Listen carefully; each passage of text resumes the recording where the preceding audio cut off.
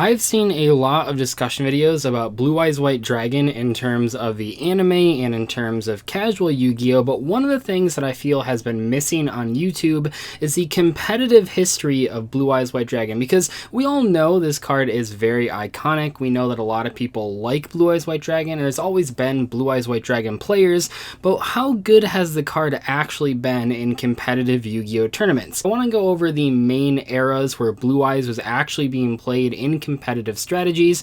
I do want to note that I realize this deck is a huge fan favorite for many players, but even though this card made you the coolest kid at school, it doesn't mean that this card was always competitively viable. In fact, in old school Yu-Gi-Oh, when we look at those old tournaments, you don't really see Blue Eyes White Dragon being played that much. There were certainly tribute summon monsters that saw competitive play, like Summon Skull was one of the best ones in very old school Yu-Gi-Oh, but taking 2 tributes for Blue Eyes when it only had 500 more attack than Summon Skull was a little bit too much to ask for in those older decks. So while I understand a lot of people use the card when they were kids and they're like their middle school duels, that's not really what we're focusing on in today's video. We all already know that whoever had Blue Eyes White Dragon in elementary school was like the best player that the school had to offer, but as far as competitive Yu-Gi-Oh goes, the card hasn't always been viable. However, unlike things like Dark Magician and Exodia, Blue Eyes actually has tons of tournament tops under its belt, sometimes used as an engine card, sometimes used as like the entire deck, and in today's video we're going to cover most of the historic moments for Blue Eyes White Dragon in terms of competitive Yu-Gi-Oh. Before we get to the seriously competitive Blue Eyes decks, I do want to quickly mention my only mention of like a deck that doesn't actually have a ton of tournament success is going to be Deep Draw Exodia. For many players, they remember Blue Eyes and Exodia being in one deck, and while a lot of people thought that deck was very powerful or had a ton of tops back in the day, realistically, when we look at the data, you'll see that that deck wasn't really that successful. A lot of people played it at their locals and regionals, but didn't see a lot of tournament success, but it still existed, and for many players, that's how they remember Blue Eyes being played for a good portion of this game's history. The main idea is that you would use cards like Blue Eyes and cards of Consonance with White Stone of Legend, and just sort of draw through your deck. You had things like Trade-In even to discard the Blue Eyes and get more draws. This is a pretty decent deck, I guess, back in the day, but this deck wasn't very successful, so I'm not going to spend too much time talking about it. Considering Blue Eyes came out in the very first pack, you wouldn't maybe know that Blue Eyes wasn't actually played in a competitive deck until 2013. That is a lot of time where the card just isn't seeing a ton of play, and certainly people were collecting the card, but it wasn't until Dragon Rulers, specifically the second iteration of Dragon Rulers after a lot of their main cards got banned or limited, where people really started messing around with Blue Eyes. And what's interesting is that they were using basically the same engine in this deck that they were in that Exodia deck I just talked about. The main thing you would do in a Dragon Ruler deck is try to get a lot of dragon monsters in the graveyard, and some of the Blue Eyes cards were really good at that. So you had 2 copies of Blue Eyes White Dragon, usually, you had 2 copies of the White Stone of Legend, and then you had a supplemental cast of sort of dragon support cards that worked really well with those Blue Eyes monsters. Cards of Consonance, Dragon's Ravine, Trade-In were all played, those cards were all very popular, and in those decks, the Blue Eyes cards, while they weren't usually being summoned, they were very important because Dragon Lords can all summon themselves by banishing dragons from a hand or a graveyard, and those things actually did get a lot of dragons in the graveyard very quickly, especially when you were using the Blue Eyes cards. The reason, for example, that the White Stone of Legend was so good in that deck was because the White Stone wasn't just one dragon monster, it also added the Blue Eyes to your hand, which you then could use for trade-in. So a pretty common hand that you would have would be something like White Stone of Legend, Cards of Consonance, and trade-in. You could use the Cards of Consonance to discard White Stone of Legend, draw 2 new cards, add a Blue Eyes to your hand, and then use trade-in to discard the Blue Eyes and draw 2 more cards.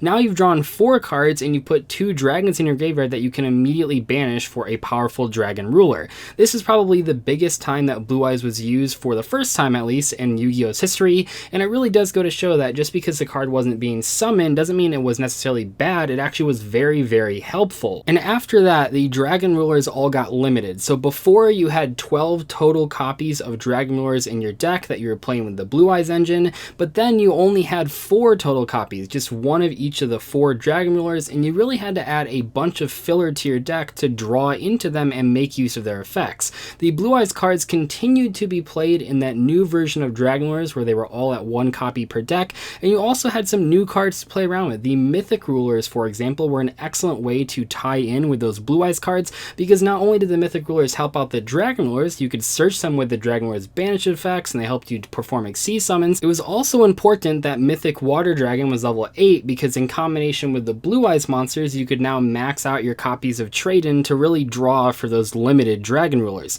Also, probably most importantly here, we have Dragon Shrine, which is a new card that really comboed well with those Blue Eyes monsters. Dragon Shrine lets you send a dragon monster from your deck to the graveyard, and if it was a normal monster, you can send an extra dragon. So one of the most common plays is you would Dragon Shrine, send a Flame Veil Guard, which is a normal monster, and then you could send White Stone of Legend, which would add a Blue Eyes to your hand, and that would then help you activate your Trade-In, because you just added a Blue Eyes to your hand. And at this point, the Blue Eyes cards are actually being summoned occasionally through Soul Charge. Soul Charge was at 3 copies in this Mythic Ruler combination deck using the Blue Eyes cards, and you could Soul Charge back the Blue Eyes, you could Soul Charge back the White Stone, make some Synchro summons, and that was actually like really the first time where Blue Eyes was not only being used competitively, but actually being summoned competitively as well, and it was really cool. They weren't the main aspect of the deck, but they were very popular. They not only were staples because of the draw power aspect, but also because you could summon them off of Soul Charge and make some pretty big Synchro and Xyz plays. For the first time ever, competitively, the Blue Eyes cards were not only being played as a draw engine, but also being summoned to help the deck win games. Unfortunately, for fans of the Blue Eyes cards and the Blue Eyes draw engine, Dragon Rulers all got banned after Mythic Rulers really reached the height of their popularity. It was probably long overdue, just considering we had like a year straight of Dragon Rulers being a top strategy, and the Blue Eyes cards weren't very good for a couple years after that. I will mention there was one top from Desmond Johnson, actually one of the more well-known players, and he played a Shaddoll deck that was using the Blue Eyes draw engine. Basically, White Stone of Legend was an excellent card to send to the graveyard with Shaddoll Fusion to summon El Shaddoll Construct, and then you could add the Blue Eyes to your hand and discard it immediately for Trade-In. So a pattern is forming here, right? Pretty much every time Blue Eyes is seen play, Trade-In is also seen play with it, as is Cards of Consonance.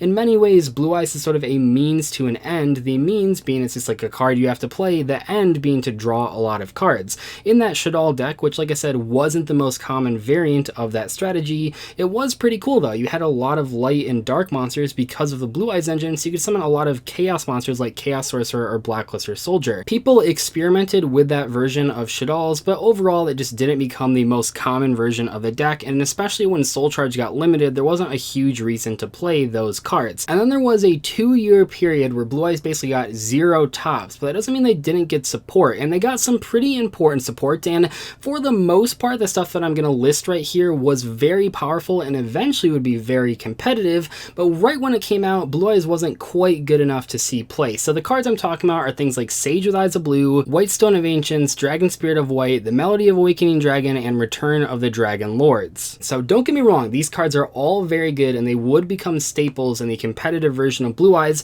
but just those cards weren't enough to make Blue Eyes competitive. It wasn't until the movie pack with Blue Eyes Alternative White Dragon when all of these cards finally came together, and then we had about 4 months where Blue Eyes was truly at the top of its game. It was topping all over the place, and this is really the peak Blue Eyes in terms of competitive Yu-Gi-Oh! Because we really have to keep in mind that with the release of Blue Eyes Alternative White Dragon, Blue Eyes White Dragon as a strategy, as a deck, literally won the World Championship. That is insane.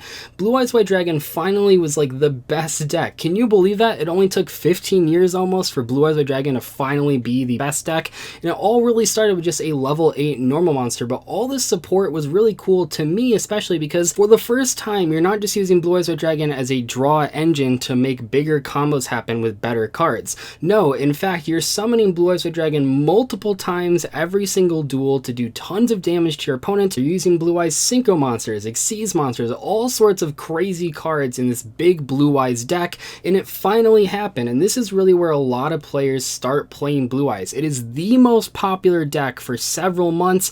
How crazy is that? It is so impressive that the big normal monster that a lot of people liked as an iconic monster on the anime finally was the best deck in the game, and it only took that long, but it was very fun, and I think for a lot of people this was a very enjoyable time in Yu-Gi-Oh! Like, you could play a lot of different decks out there, but Blue Eyes was the best deck. It was the deck to beat, and that's pretty exciting for an iconic card to actually be that competitive. Of course, this didn't last forever, but it just got better as time went on. A new card came out, Pot of Desires, that just so happened to fit so darn well in Blue Eyes decks. Pot of Desires banishes replenishes the top 10 cards of your deck to draw 2 cards, and Blue Eyes decks loved drawing cards. They really wanted to do that, and they played a lot of 3-ofs, so the drawback of Pot of Desires really didn't matter. I think one of the main reasons that Blue Eyes was the deck to beat was because it was by far the best deck that could take advantage of Pot of Desires, which at the time didn't have a lot of counters. I mean, I know nowadays we think of cards like Ash Blossom just negating Desires,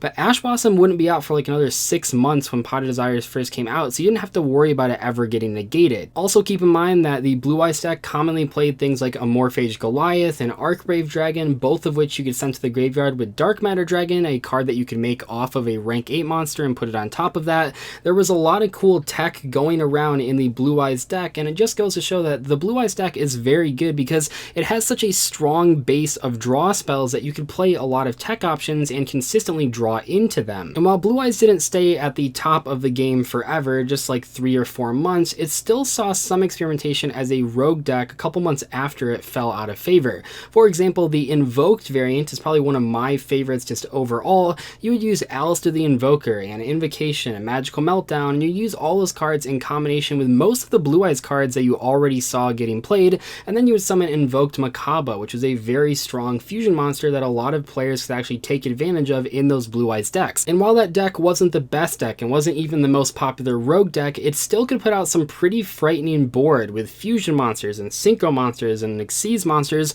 all sorts of extra deck monsters that you could summon with all of these Blue Eyes supporter cards. And then the deck didn't really do anything for 2 years. I mean, it certainly got support, it even got some really cool support in the Legendary Collection Kaiba, but competitively speaking, which is what this video is about, it didn't really do anything. It got a couple occasional regional tops, but overall Blue Eyes just wasn't on people's radar because it wasn't very good anymore. That was up until Guard Dragons came out, and this is going to sound funny if you weren't paying attention during like the 2 weeks that this was happening, but Blue Eyes Danger Chaos decks with Guard Dragons actually were very successful at a couple regionals and YCSs. What's funny is that looking at these deck lists, you can really see that this is what inspired the eventual best deck of the format, Danger Thunder Dragons, because that deck actually used a lot of the same cards. You have the Dangers, you have the extra deck Guard Dragons, you have the Arcbrave Dragon and Morphage Goliath combo. It's just that they swapped out the Blue Eyes cards for Thunder Dragon cards because they're a little bit more consistent.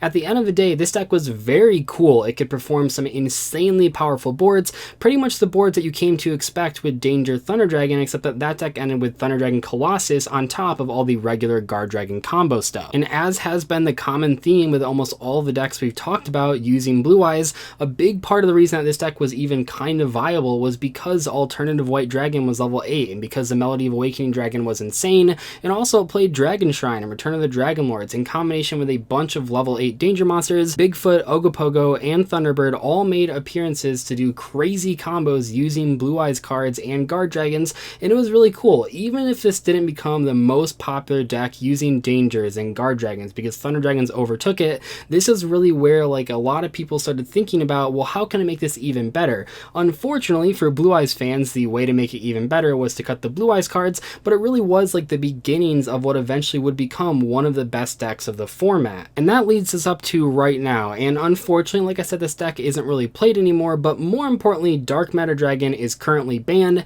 and that really makes playing Blue Eyes very, very difficult for anyone looking to play the deck competitively. Blue Eyes still has almost all of their archetype cards at 3. I think all of them are actually untouched on the ban list. It's just that it's been indirectly hit multiple times with things like Dark Matter Dragon getting banned, and that really hurts if Blue Eyes players want to play competitively. It hurts their chances of actually seeing success.